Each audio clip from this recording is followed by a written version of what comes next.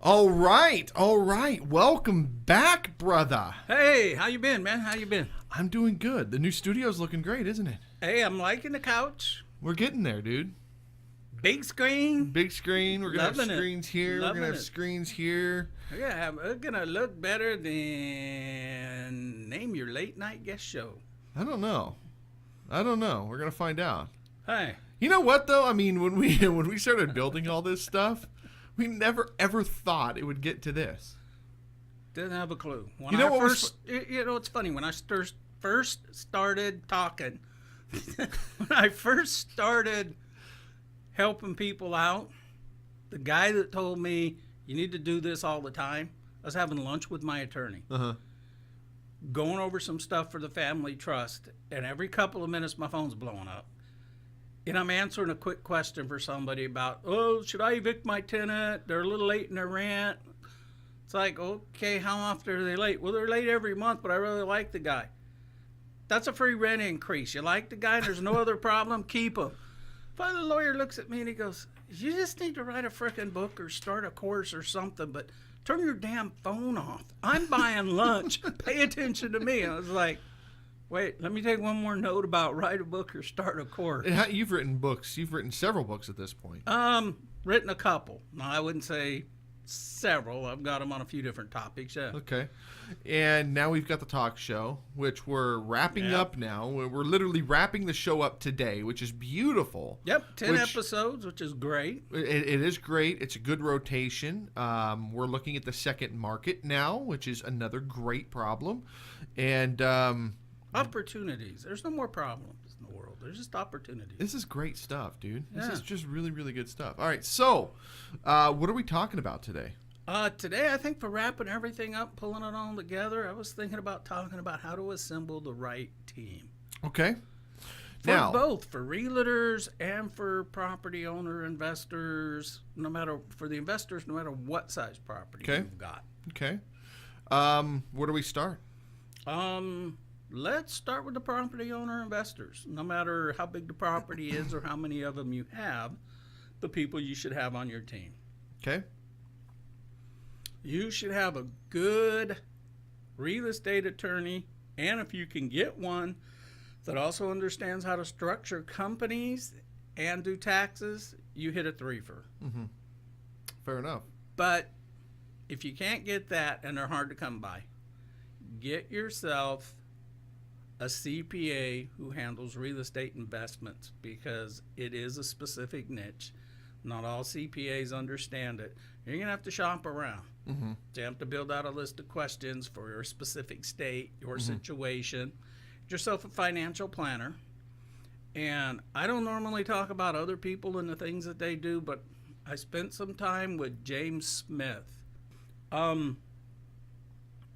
And like I said, I don't usually promote other people's stuff, but at the frickin' least, go get a couple of Robert Kiyosaki's books to understand how to set up your business, because you're in business. Okay, so where he's going with this is start with the Rich Dad Poor Dad. That's what I did. It's a good place to start. Well, what's funny is my story. I don't even know if you know my story. Is I was listening to Rob, Arnie, and Don. Yeah. Rob Williams was in college, started studying Robert Kiyosaki, Rich Dad Poor Dad, utilized that, built a career in radio. Gee, sounds like I'm kind of going on the same road, right?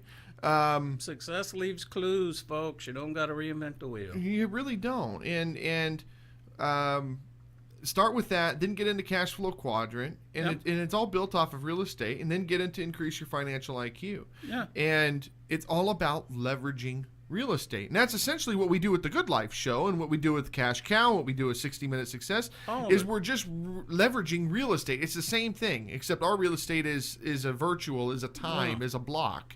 So it's kind of like I went and bought a parcel, and now I'm just subdividing exactly, it and developing it. Correct. Yeah. So it literally is the same model. It actually is. And what I do on the real estate part, my niche, my specialty, my 40 years has been in residential management, solving problems for big companies, small companies, hedge funds, investors, setting up property management companies, showing brokerages how to do it, So I've learned through what I refer to Hard Knocks University, actually physically going out and doing the work, how to get things done for less money. And that's back to who you need on your team. Outside of the CPA, the attorney, you need a good real estate person that can find you more properties, that isn't afraid to write lowball offers or be embarrassed by them. With that real estate person should be able to hook you up with a couple of contractors to interview and a couple of handymen to interview. You need a local plumbing company. Then you need to structure your rental and lease agreements so that you're not dealing with tenants and toilets. And then maybe as you get bigger, pick and choose your management company and reach out to cashcowsystems.org. Reach out to me. I'll help you structure how the management company should work with you, and I can educate your management company with you so that you get what you want. Now, why would somebody want to come to you? Why would they come to you? I mean, these people don't. Let's say that this is the first time they're listening to the show. It's a little late to the show, but it's okay. They don't know who you are. Why would they come to you? You got to go to somebody. Why not go to the guy who's been doing it for 40 years? 40 years. Who also, if you go by the standard accepted, what makes an expert is somebody doing something for 10,000 hours, I can guarantee you, I got over 40,000 hours just in overtime. Just in overtime for companies. I've turned HUD projects around. I've turned single-family homes around. I've had my own construction company and rehabbed over 2,000 buy, flips, wholesales, mobile homes, commercial buildings, apartment complexes. There's your answers, folks. Do I know it all? No. But I keep spending money on more education, learning more things, meeting more people, building my skill set. And I've heard it said, and it didn't sink in until recently, you're as good as the 5 people you hang around. You're absolutely right. I call it the circle of 7, right? Okay. Yeah. So if 3 of the people that you hang around are a bunch of, I don't know if I can do it, and then 3 They're people right. are successful they don't people. Know. Yeah. But if there's 3 people there that are successful people, you're going to be somewhere in the middle. Yep. I try not to focus my energy on anybody. In fact, one of the things, and I want to get into this a little bit more. In fact, let's do this. I'm going to get into how I judge people. Okay.